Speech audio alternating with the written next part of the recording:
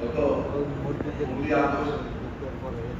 যুগ থেকে আগস্টের 5 তারিখ পর্যন্ত বাংলাদেশের এই স্বৈরাচারের পতনের জন্য ছাত্র জনতা যারা সাধারণ হয়েছেন তাদের গুণের মাত্র আমরা করছি এবং যারা আহত হয়েছেন এখনো হাসপাতালে আছেন, চিকিৎসায় আছেন, তাদের সহানুভূতি জানাচ্ছি।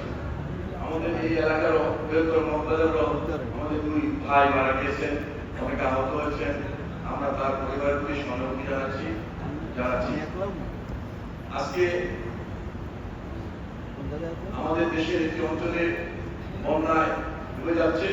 এসব অঞ্চলে আমি গত পরশুদিন ফেনীতে ত্রাণ দিতে গিয়েছিলাম, শুনেছি ফেনীতে গত 70-80 বছরও কখনো এমনকি কেউ কখনো বন্যা দেখেনি। কুমিল্লা এলাকায় কেউ কখনো বন্যা দেখেনি। তারপর আমাদের এসব এলাকায় বন্যার প্রান্তে বেশি যাচ্ছে। এর একটি মাত্র কারণ পার্শ্ববর্তী রাষ্ট্রের থেকে তাদের বাদ তুলে দিয়েছে, যার জন্য আমাদের এলাকাগুলো বন্যায় ভেসে যাচ্ছে। আমরা বাংলাদেশের অনেক মানুষ আজকে বন্যা কবলিত। আজকে একটি স্বৈরাচারের পতন হয়েছে, একটি কেয়ারটেকার সরকার গঠন হয়েছে। এই সরকারের প্রতি আজকে পার্শ্ববর্তী রাষ্ট্র আজকে চক্রান্ত করছে।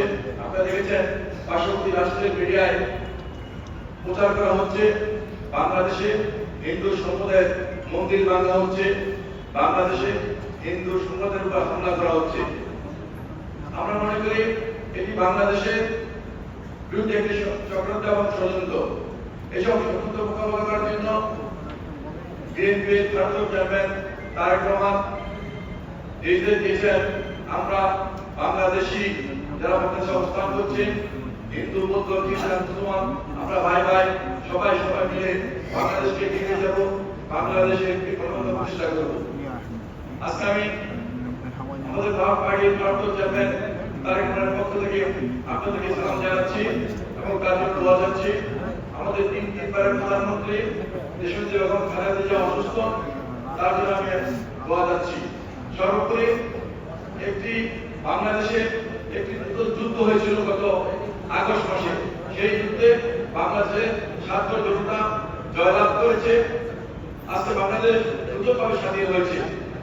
এই সুযোগে একটি কুচুরি মহল সারা দেশে বিশৃঙ্খলা, চাঁদাবাজি, লুটতরাজ, দোকান পাটবদল, বাড়ি দখলে পায়খানা করছে।